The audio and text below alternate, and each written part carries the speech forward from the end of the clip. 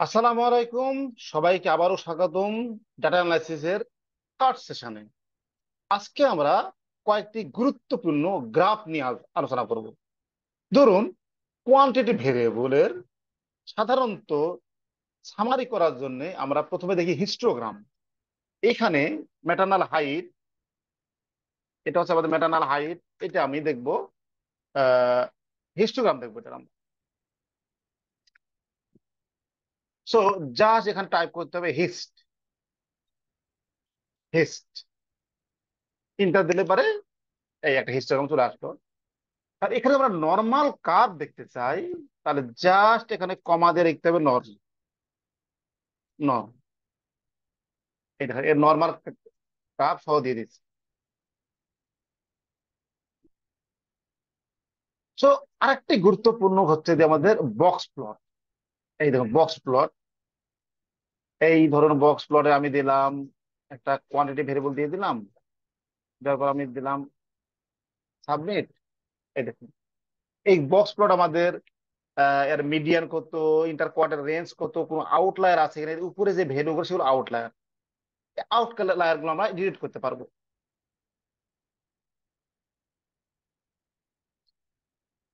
এরপর যদি আমরা আহ কোন একটা ভেরিয়েবলের সাপেক্ষে করতে চাই, যেমন ধরুন আমি এখানে দিয়ে দিলাম ওভার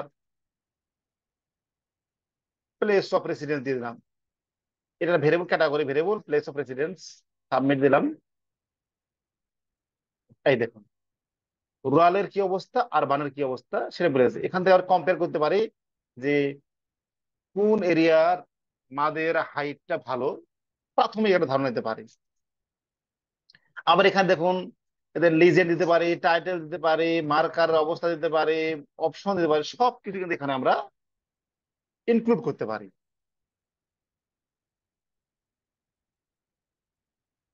ওয়েট হলে ওয়েট দিতে পারি।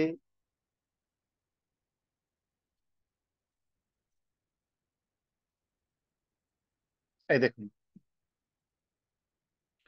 অর্থাৎ এখানে অপশন আছে, অপশন গুলো আপনারা দিতে পারবেন, কোথায় কি লাগবে আমরা দিতে পারবো। আরেকটা গুরুত্বপূর্ণ গ্রাফ হচ্ছে কোয়ান্টাইল কোয়ান্টাইল এবং নর্মাল প্রবাবিলিটি। এটা আমরা ডিস্ট্রিবিউশন চেক করার জন্য দিই।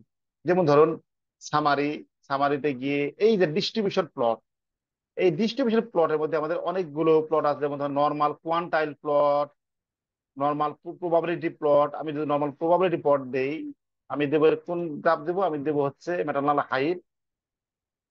এই দেখুন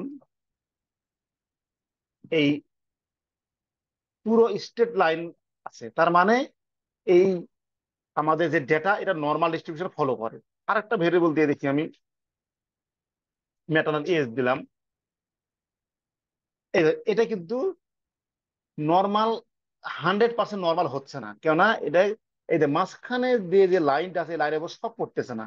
সুতরাং এই ডাটাটা কিন্তু আমাদের নর্মালের কাছাকাছি।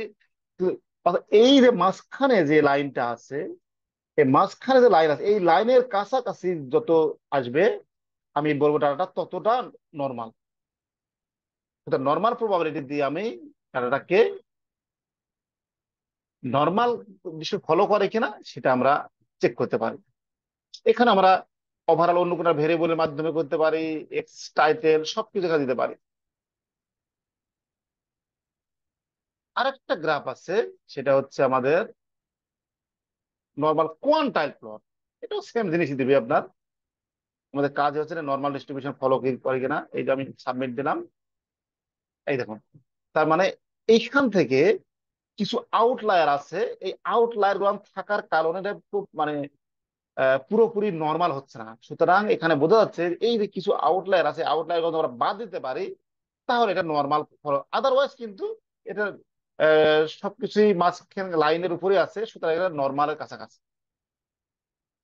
তো এইভাবে আমরা বিভিন্ন গ্রাফ দিয়ে আমি একটা ভেরিয়েবলের নর্মালিটি টেস্ট করতে পারি।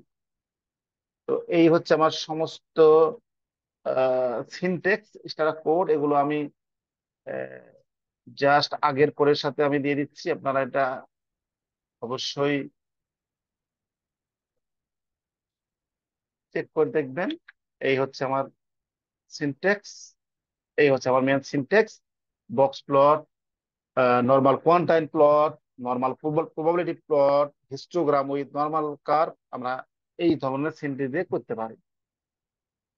সবাইকে অসংখ্য ধন্যবাদ।